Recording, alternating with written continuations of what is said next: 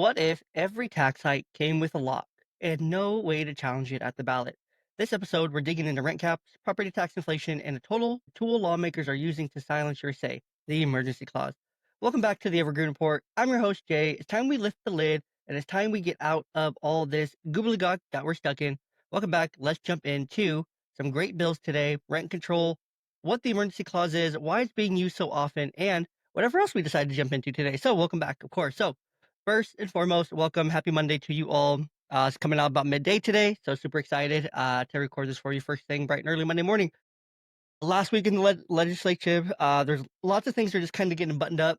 There's a lot of debate, a lot of bills that are going through to Governor Ferguson's desk for review, getting signed into law. There's already been a total of about 66 bills that have been signed, that are going to be becoming law roughly between June and July. Most of them can still be challenged with referendum through that process, so that is a positive sign. However, many cannot. So we're just waiting to kind of see what happens next. But today I wanted to cover a couple in depth. But before I do, I want to give a big shout out to da da da da. And if you're looking on the Instagram or not Instagram, YouTube or X, you'll be able to see this, or Spotify video if you do that kind of thing. So as you see here, this is For Fathers apparel. This is shopforfathers.com, shopforfathers.com.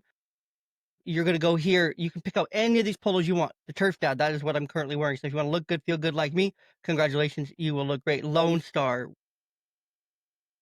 Reel It In, Birdie Blue, Pizza Night, 7076 is still lit.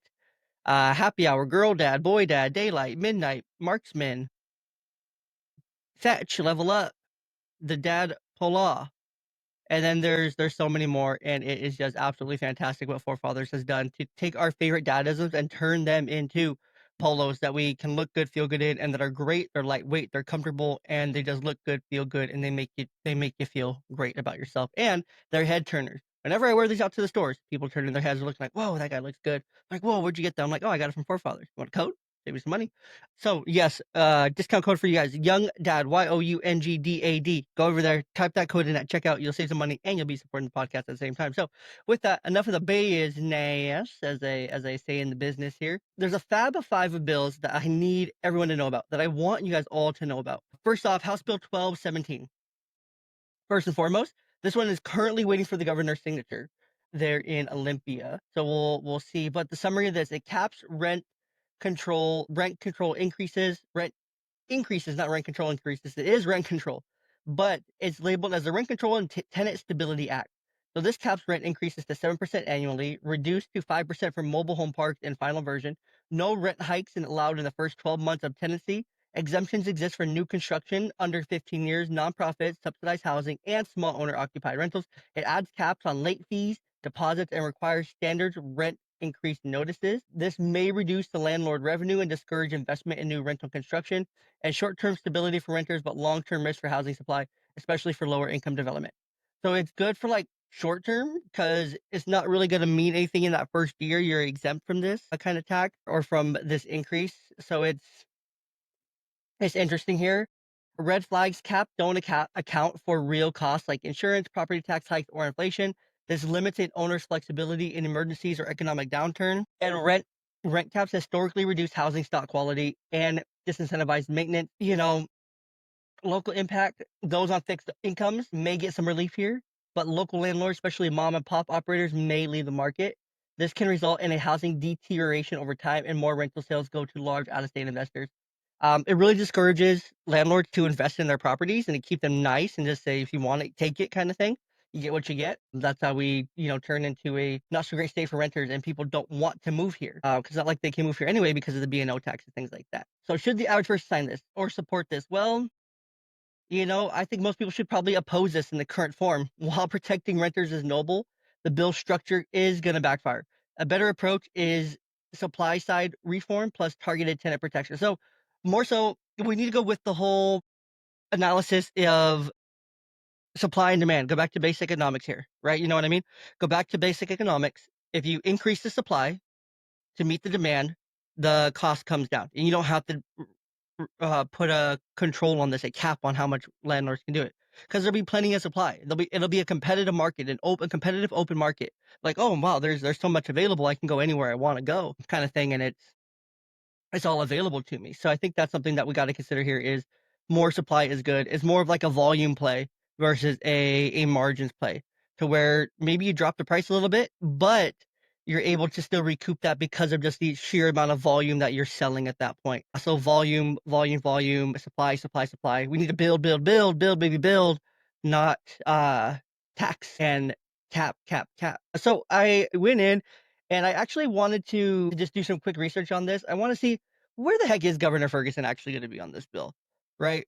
Because he wants to build all these houses, but what does his history say? So I went in, I asked ChatGPT. So take it for what you will, of course. So given Governor Bob Ferguson's track record and public stances, and this is what ChatGPT said, it's likely he would sign House Bill 1217 into law if it reaches his desk. As Washington's Attorney General, Ferguson demonstrated commitment to tenant protection. Notably, in August 2024, he filed an antitrust lawsuit against RealPage, a company accused of facilitating rent price fixing among landlords, stating that such practices strain working families and contribute to unaffordable housing. That's from Axios, .wa.gov. And then during his uh, gubernatorial campaign, Ferguson expressed openness to legislation aimed at limiting excessive rent increases, distinguishing himself from his opponent who opposed such measures. That's from Axios again. House Bill 1217, which proposes capping annual rent increases, aligned with Ferguson's demonstrated priorities on housing affordability and tenant protection. While the bill has undergone amendments, including raising the cap to 10% plus inflation and exempting certain single-family homes, its core intent remains consistent with Ferguson's policy position. That's according to Cascade PBS. Therefore, based on the history and public statements, it's reasonable to anticipate that Governor Ferguson would sign House Bill 1217 into law should it pass the legislature. There's good intentions here, bad economics, right? This will squeeze out small landlords, shrink housing supply, and increase rent stability over time. That's just kind of the end-all be-all of this bill, is that it's going to do those things, right? It's going to squeeze small landlords. It's going to shrink the housing supply. It's going to increase rent instability over time, and it's going to force a lot of people out of their homes that currently live here, that are renters and that are just trying to get by, and force the landlords to raise rent to a place that these people just can't afford it, that people can't afford it anymore. And that's just exactly how it is, unfortunately. And so that's kind of what House Bill 1217 looks like. It's hard to say where exactly Governor Ferguson is going to go with this because it's to be determined. It's to be determined. Because we don't know where he's going to go with this yet. Because he wants to build all these houses, he wants to build all this housing. Yet his track record says that, according to ChatGPT, that he could still sign this. So we'll see what happens. According, I guess this week, as we're in the final week of the legislative session. So another property related bill. This isn't in terms of rent, but this is Senate Bill 5798. So this is a property tax growth expansion or property tax reform as they're labeling it. So this bill has now cleared. The committee phase is in the Rules Committee, which scheduled for a full Senate floor vote this week. It was placed on a second reading, meaning it officially on the calendar to be debated and possibly amended before a final vote. So this bill is moving through the legislature process. That's out of April 19th. So this week is its final week to clear the legislature. So the summary of this bill, it raises the property tax growth from 1% to a greater of 1 or inflation plus population growth, offers full state exemption to seniors qualifying under the senior property tax exemption, SPTE, requires more transparent labeling of property tax bills, clearly stating school levy 1 and 2. So that's just part of it. The financial impact of this is, of course, more tax money will be collected in high growth, high inflation areas like King, Pierce, and Snohomish counties.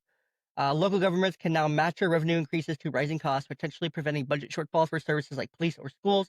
This could, of course, burden homeowners already struggling with raising valuations and insurance. So, of course, if your home is worth more, you're going to get taxed more. That's just the end all be all of it. So if you have a nice home, live in a nice area that you thought was great when you first started, guess what? Now you may have to reconsider kind of where you're at and whatnot because the property taxes are just getting absolutely insane. You think the Democrats would want to keep their voters in their homes in these areas, not drive people out of these areas, assuming that, oh, we got enough people, we'll be fine. Let's just drive all these people we don't like out.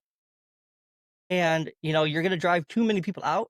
They're going to see, oh, the only reason I'm driven out of here was because of the Democrat. And I don't think I want to live that way anymore. I think I want out of this. Uh, just the fact that you could be staring down the barrel here of losing your home because the property taxes are too high, or you have to move because property taxes are too high, but you could be well established. I've lived in this home for 15 years.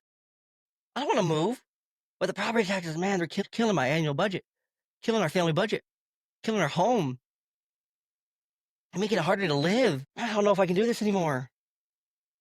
And maybe you can't. I wouldn't blame you if you can't do it. You know, and of course, seniors will get a full exemption if they qualify. But who knows what the qualifications are? I don't. You don't. It doesn't say in this bill. It does actually. The SPTE on their senior property tax exemption. So that's a good thing here. That is one of the green flags. This improves clarity for taxpayers via updated statements showing where funds go. Of course, they're going to be labeled that they're going to go to school, state school levies, part 1 and 2. Because that's always where they go. They always go to school levies. They always go to public education. It always goes somewhere, right? Always goes somewhere. This also some of the red flags. There's many red flags in all these. Allows automatic property tax increases based on inflation and population growth rather than voter consent. So it's just an automatic property increase. Inflation goes up, property taxes go up. Sorry, people, your population grew. Okay, got to do it again. We're just gonna keep raising it. We can raise it all we want. You can't vote on it. You have no say, voters. I'm sorry. You have no say in these, especially anywhere in Washington. There is a 1% growth limit with inflation. 1% growth limit right now, but this removes that inflation plus population growth. So if your population grew 3%, guess what? Your property tax can grow 3%. Inflation went up 2 more percent. Guess what? Now you're at 5% on your property tax. Isn't that insane? Isn't that insane? Oh, but then guess what? They can come out. They say, oh, your property's worth $5,000 more. Your home's worth this much more. The land that you're sitting on is worth $10,000 more. 5% on top of that. You just went up again. Like, man, it's sneaky how they do these things. Really sneaky. They're what I like to call stealth tax increases. These are stealth tax increases without direct accountability to taxpayers. There's no added checks for the wasteful local spending. It's just more revenue over smarter budgeting. Because, as you know very well, in Washington State, if you listen to this podcast for any amount of time, us here in Washington State, we don't have a revenue problem. We have a spending problem. And Governor Ferguson is recognizing that. He made a backhanded stab at Trump for the last budget that was proposed. That was done in the dark by the Democrats. I will remind you, they shut the public out of the budget process for about 2 weeks almost. No one knew what was going on, what they were debating, what they were talking about, what they were working on. They shut the public out. We have a right to that. We have a right to know. And it's frustrating, but luckily, Governor Ferguson said that all these taxes, all these things you're trying to do, we can't do that. We can't tax our way out of this hole. This alleged $15 billion hole. We got to actually look at this budget, and we got to, not keep just taxing people. So he denied another budget, which I was rather impressed by Governor Ferguson there. Really kind of actually holding a more moderate position now as things continue to raise. So the local impact of this bill, if we haven't explained it enough, homeowners in places like Tri-Cities, Vancouver, Spokane may see higher annual bills. Everywhere in the state's going to see higher annual bills, not just Spokane, Tri-Cities, Vancouver, but these smaller areas, these somewhat densely populated areas that people like to move to, may be then faced with these, higher bills locally. Counties with rapid growth will get automatic tax windfalls, which could be misused without oversight. This affects fixed incomes household, middle-class families, and landlords who pass costs to tenants. So the common sense here, of course, there is property taxes shouldn't rise faster than incomes. We're almost at that point if this passes. This bill, actually, it takes us there.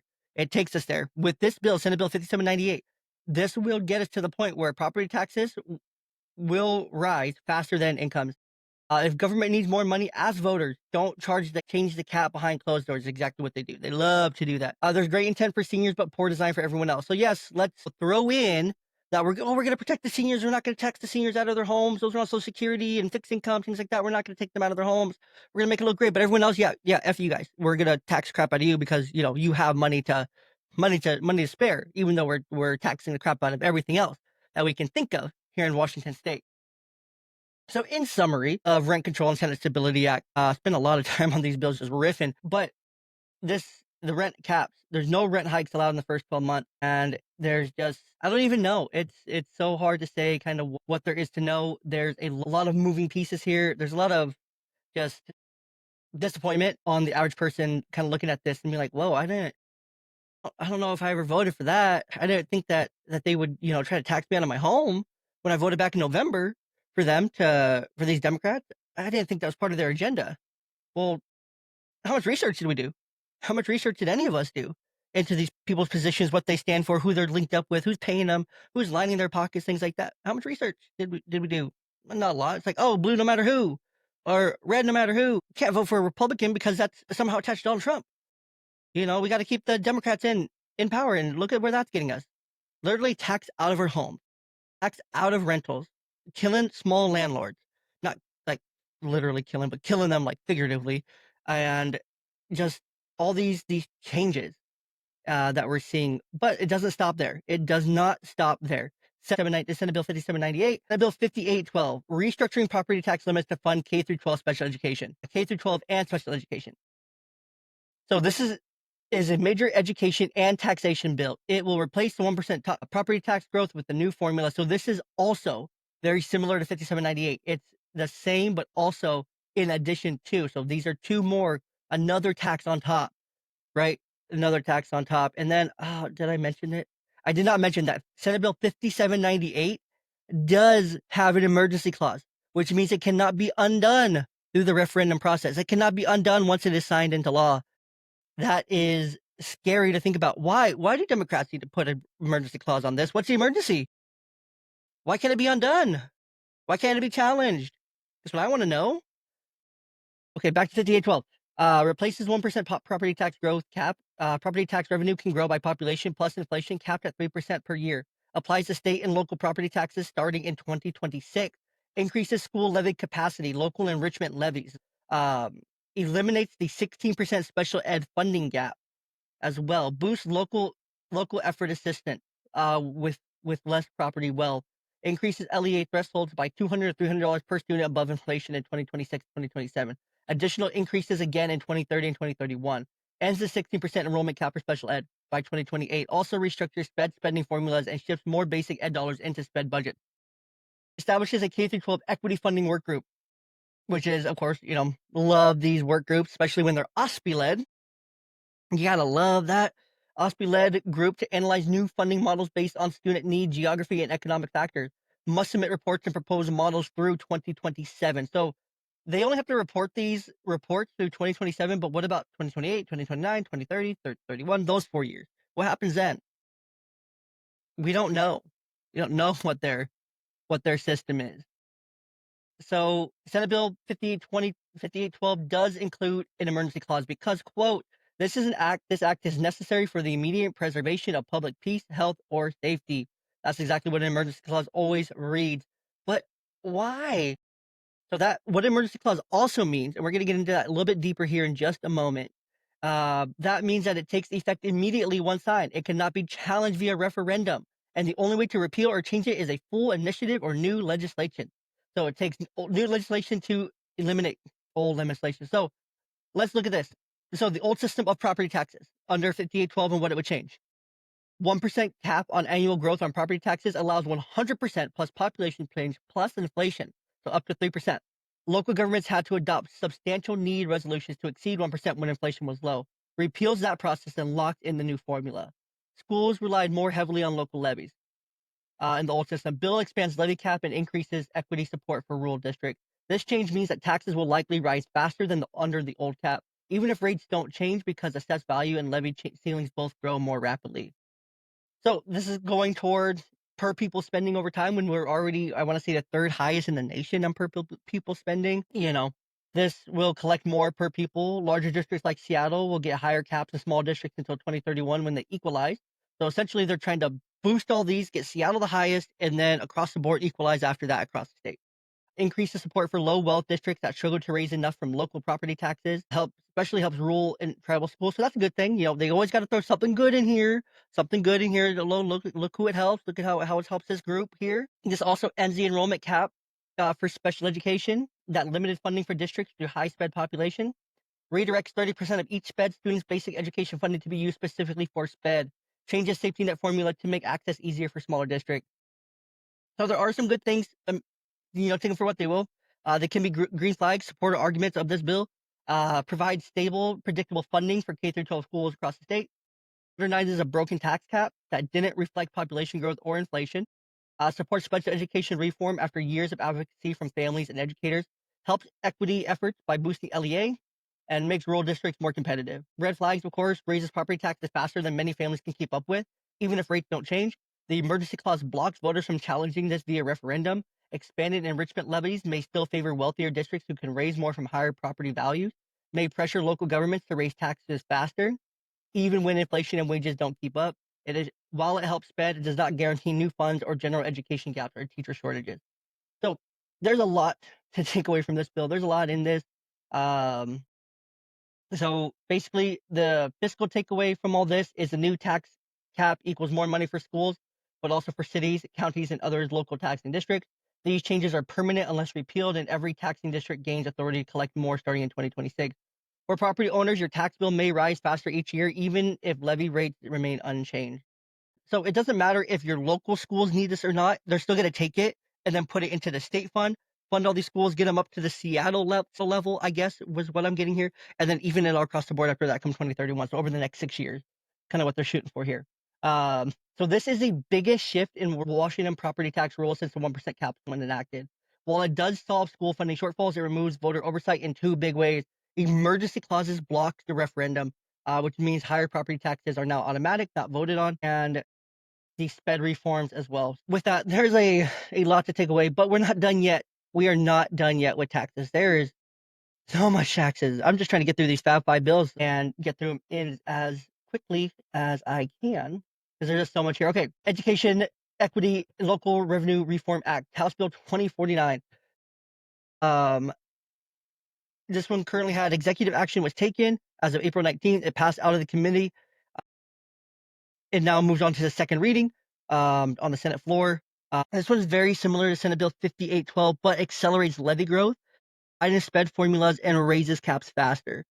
It applies to both tribal and public school system. And yes, there is an emergency clause in this one, just to kind of give you a 30,000-foot view of that real quick. So what does it do? It replaces the 1% property tax cap. The old growth limit is replaced with this new cap, 100% plus inflation, population growth plus inflation, capped at 103%. Applies to state and local property taxes starting in 2026. Uses a Western region CPI, not the old IDP measure. Boosts enrichment levies for schools. Raises per pupil levy cap to $500 bonus above inflation 2026. Adds 3.3% inflation enhancement each year through 2030. From 2031 onward, the per pupil capital cap is 2035 plus Seattle CPI. So whatever Seattle CPI is, we're also going to add that on top of whatever the rest of the state has to pay into that. Because the rest of the state all has to be like Seattle. We want to create a bunch of little Seattles throughout the state, pretty much. Trust me, I used to live there. I do not want a little Seattle here in the Tri-Cities. I'm very happy with Tri-Cities being the Tri-Cities. Of course, this also expands the LEA, raises per pupil LEA threshold as well. Special education funding reform removes. So it's very much the same as 5812. This still has the equity workshops. I want to say this is the House version of Senate Bill 5812, so they're very similar here. But nonetheless, they're very similar. They both include that emergency tax, which is just like why?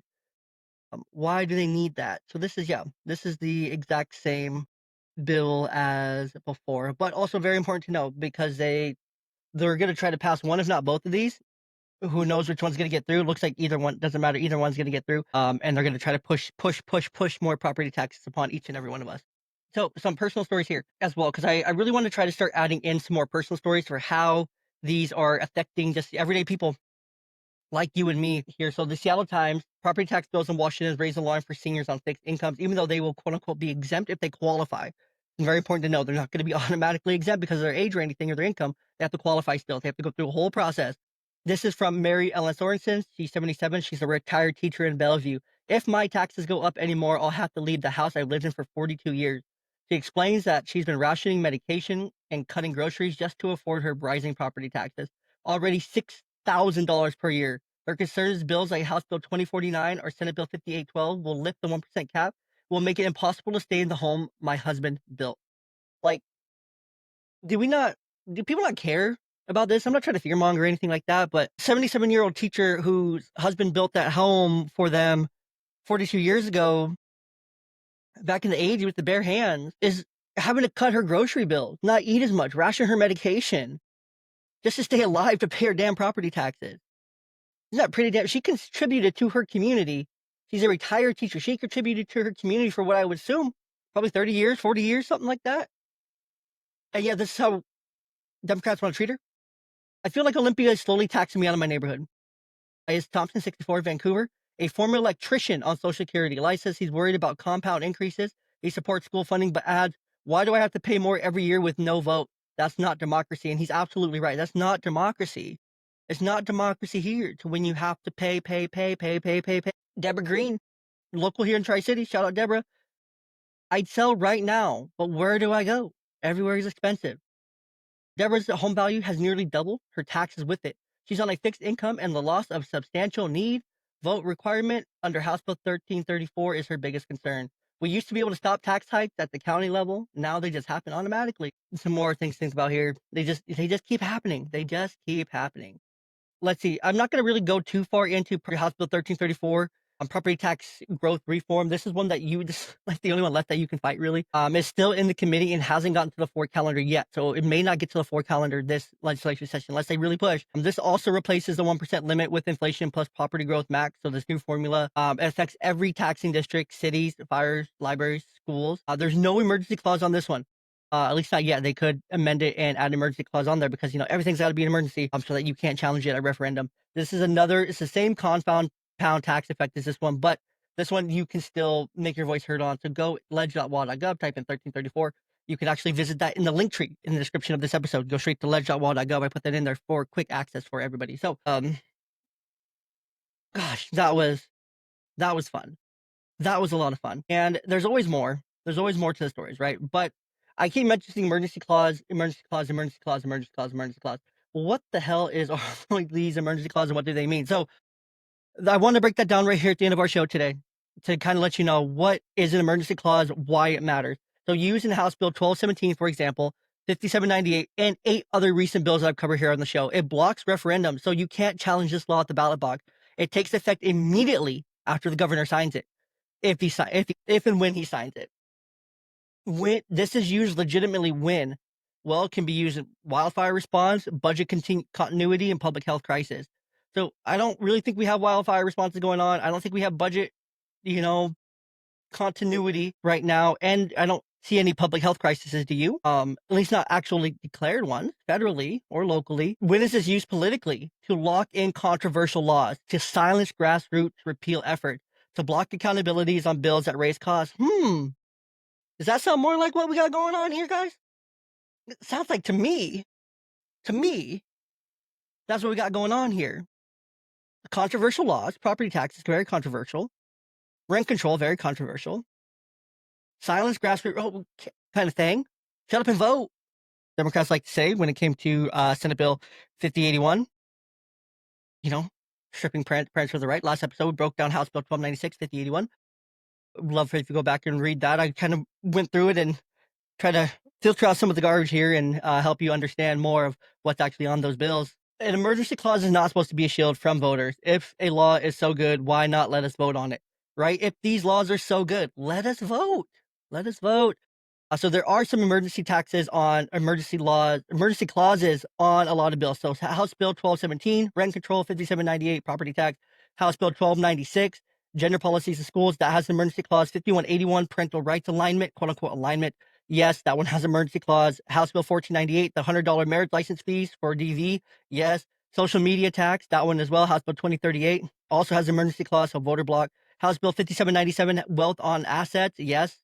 Wealth tax on assets. Yes. House Bill 2076, create WAD Doge agencies. So I really think this one needs an amendment here.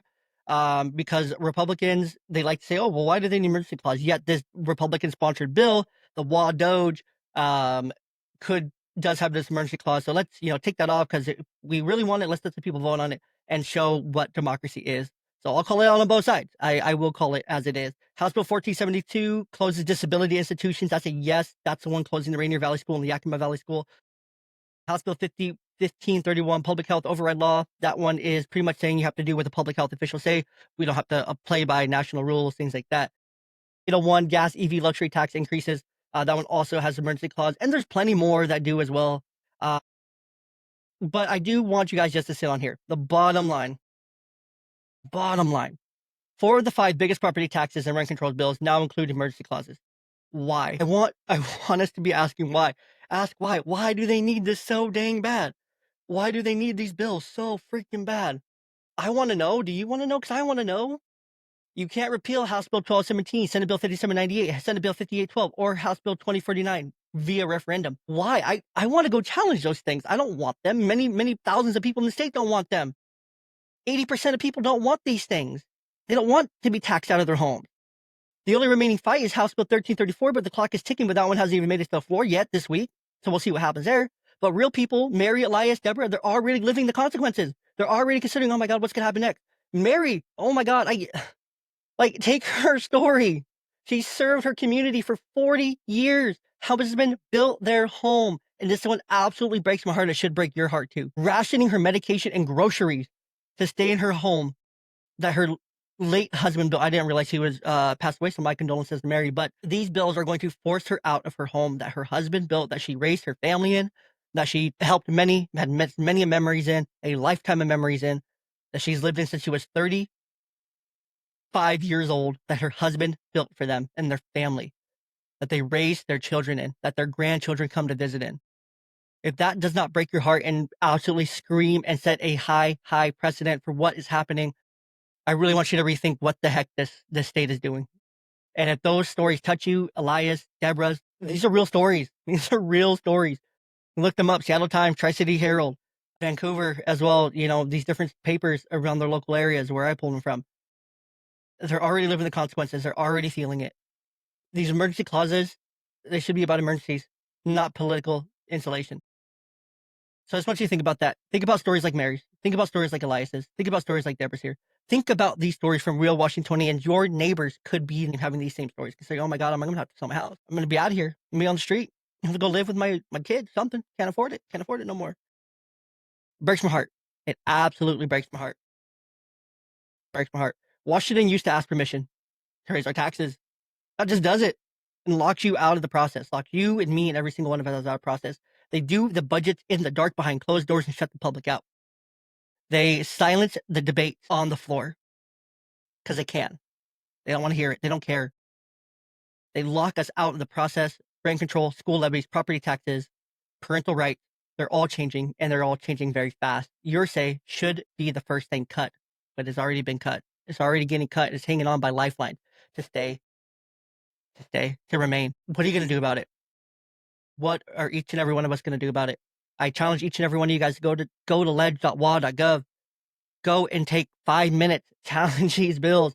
House Bill 1217, 5798, 5812, House Bill 2049. Go to the link, click over there, just oppose. You can autofill your information from your Google browser. It'll automatically fill for you.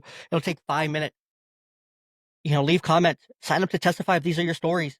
Make your voices heard.